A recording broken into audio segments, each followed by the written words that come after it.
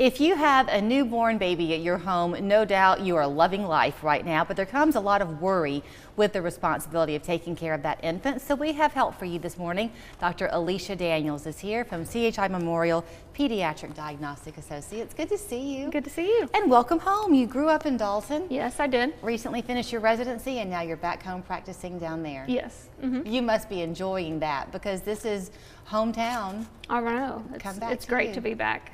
So you went to medical school at the University of Georgia, or the Medical College of Georgia. Yes, in Augusta. You found your way to loving pediatrics. How did that happen for you? It's, I think, always been ingrained in me, but as you're going through your training, you do rotations, and just spending time with the kids, I think really just hit home that this is what I'm supposed to do. Well, you become a great resource. You're part medical doctor, part counselor, part psychologist for parents when they bring home a new baby. Yes. And those first weeks having a baby home, they're frightening times, especially with the sleep patterns. Right. It's a lot of adjustment. Everyone's tired, and you're still, the baby's figuring out what to do. You're figuring out what to do. So it can be stressful in the first few weeks home with a newborn. And it's hard too because you're getting advice from lots of people. So your mother-in-law tells you one thing, your mom tells you something else. Your doctor tells you yet another thing. So the recommendation still to keep your baby safe is put them to sleep on their backs. Yes, that is the most important thing. There have been lots of studies and data that have shown the safest ways for the baby to sleep, and that remains. Like laying the infant only on their back for the first year of life is the safest position for them. It's been a long time since I had newborns at my house. They are highly mobile, however. Yes. So you put them to sleep in the middle of that crib and you come back in an hour and they've worked their way into the corner. The corner, right.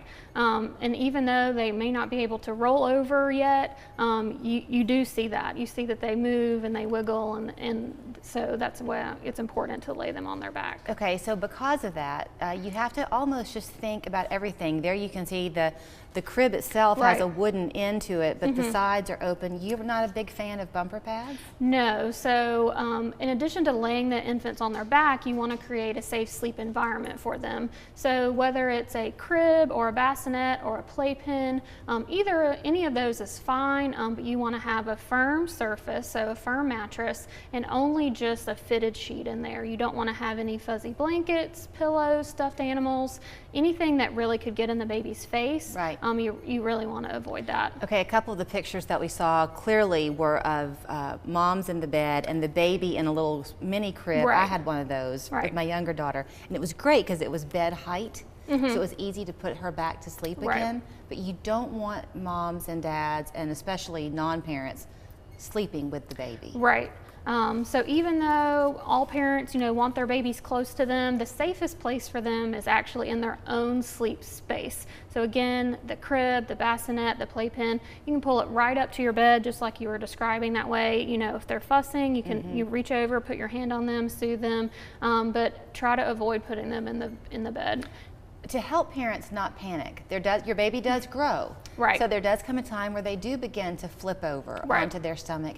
Do they need to not panic? So if the baby can flip over on their own, as long as you're laying them on their back to go to sleep to start out, if they flip over, that's fine during the night. But as long as you're still laying them on their back, ideally for the first year. But yes, no need to panic if they are able to roll over on their own. There's still in all that tummy time is very important. So while you're putting them to sleep on their backs during the day, you have to make sure you're getting that time in, right?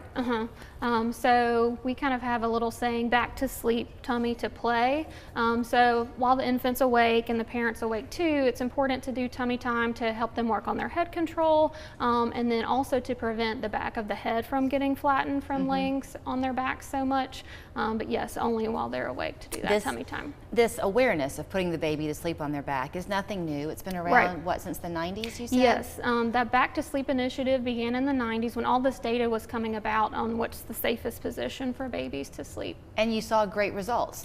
The number of infant deaths went down, but now it's kind of plateaued. Yes, so sudden infant death syndrome is a really scary entity, and that's the whole reason that we as pediatricians really care about where and how babies sleep. So they introduced this initiative in the 90s, and yes, the infant death rate like really went down. But we are seeing a plateau in the infant death rate, and so it's important for us to reiterate and for parents to be aware that back to sleep is still the safest position for the babies. Before I let you go, for any parents out there who are expecting a baby, still in all, there are some built-in risk factors if you smoke while pregnant? Yes, so you can start right when you're expecting, preventing the infant death rate by avoiding tobacco smoke. Moms should not smoke themselves, nobody around them should smoke, and that should continue once the baby's born. Having a smoke-free environment is one of the safest things you can do for your baby. So she's back home since November. Happy to see you. She is taking new patients. Her primary location actually is at your Dalton office, right? It's actually in Ringgold, just off Battlefield Parkway there. Okay, so in Ringgold, yes. But you will also find her here in Chattanooga as well. If you call 423-698-BABY, 2229, that will put you in touch with her. Ask for Dr. Alicia Daniels. Thank you so much. Thank you. We're back after this.